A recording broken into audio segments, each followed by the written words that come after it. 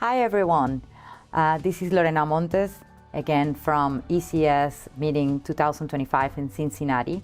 And this time I have this incredible guest with me, Dr. Oleksandr Babliak.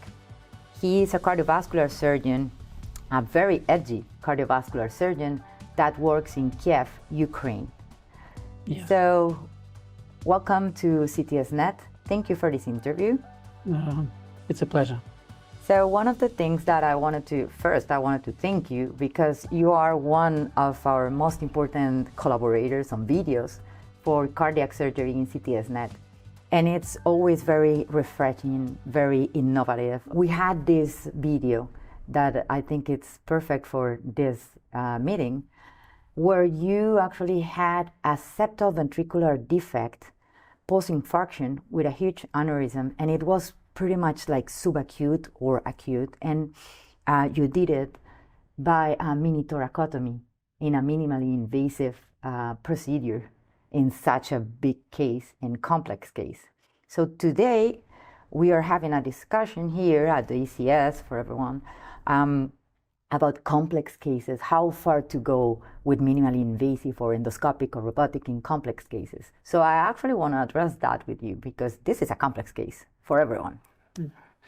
Yeah, I would agree, but we also shouldn't forget that the more complex some patient is, the more he will benefit from the minimally invasive approach, because the resources inside the patient who is very sick, they are limited. So, and the minimally invasive way to do surgery is one of the things that we can actually help this patient to recover faster.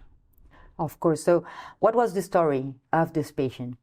Patient was actually very sick, so I was called to the ICU. He admitted around 2 weeks after the heart attack. He was in a heart failure, so he even needed some inotropes to make to keep him going through this pulmonary edema and high level heart failure. Then we stabilized him over the night, and we discussed how we will do surgery, and he was very happy to hear that we can apply minimal invasive approach to him. Why not? It is complex, but we already had some experience with the left ventricle, aneurysm repair through the left chest, coronary grafting that we do in every case. So that was actually not a issue for us.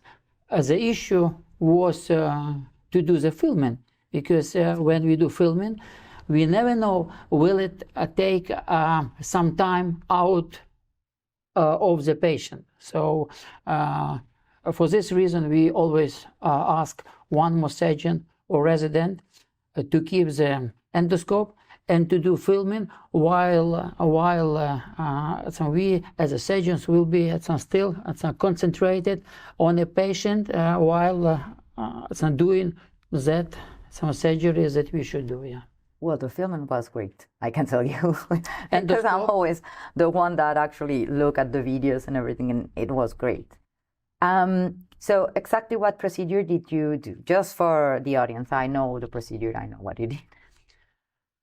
We did multi-vessel CABG, and we open the left ventricle from the infarct zone, and we did the classical David exclusion technique. So when you put the very large pericardial patch all over the VSD and anchor this patch to a healthy myocardium. So then these all run in some stitches some sutures will be like some ferment and will keep on.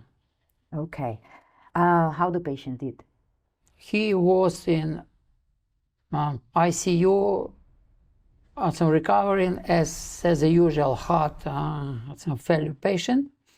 After the, as I remember, 2 days of the ICU, he was on the ward, and after that time, from, for example, day 2, we can see the advantages of the minimally invasive surgery, because then the recovery are going to be very quickly, comparing to the conventional surgery patient complaints, much less, and they are much more happy in a mood.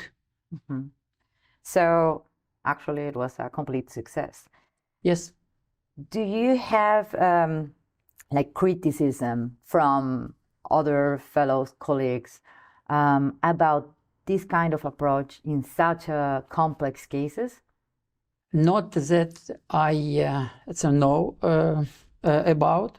I think many surgeons would argue that the minimally invasive surgery for such a complex case would not lead to additional benefits, and I can say from my experience that every patient will benefit from minimally invasive surgery as long as the surgery is the same as we do with the conventional approach. So if we don't lose any quality during the surgery that we do through the minimally invasive approach, which means the patient will definitely benefit. I know this, and all some people who have the history of some broken legs or any bone, some fractures will understand this. So another thing is the part of technology in Kiev right now. So right now, well, Ukraine, everyone knows, is in a very hard situation, in a war, to be specific. And I keep seeing these videos coming with high technology, you are speaking about residents, fellows, and I see you are doing very amazing procedures with technology, and I mean, everything continues like going on. I would like to ask you very respectfully about this situation. How do you manage to, how is this? I would say that this question has a few aspects. First is the resources. So do we have the resources to do cardiac surgery? Yes. The second is mental. To continue to do what you are doing is the best way for you to keep going and emotionally resist against all the problems that every people have during the wartime. If this helps us, yes, we will be going, and this also keeps us in a good shape with the beliefs that the things that we are doing is the right things to do as a person, as a country, as a government, and all this. Mentally, we are okay. Physically, we are also okay, and the resources we are trying to keep them in a good shape too. Okay, thank you very much for this very honest answer and for this interview. Congratulations for all you're doing. I'm amazed with some of the procedures you manage to do in the minimally invasive. Just one last question. What is the limit? We are exploring it because I think that So by now we are doing like 95% of all the cardiac incomers that are coming to our hospital for a cardiac surgery. So, so definitely the dissections are done through the median sternotomy, redo cases, some coronaries, also through the median sternotomy. But we are here to know where are the limits are. Okay, great. Thank you very much for this interview. Thank you for watching to all our viewers.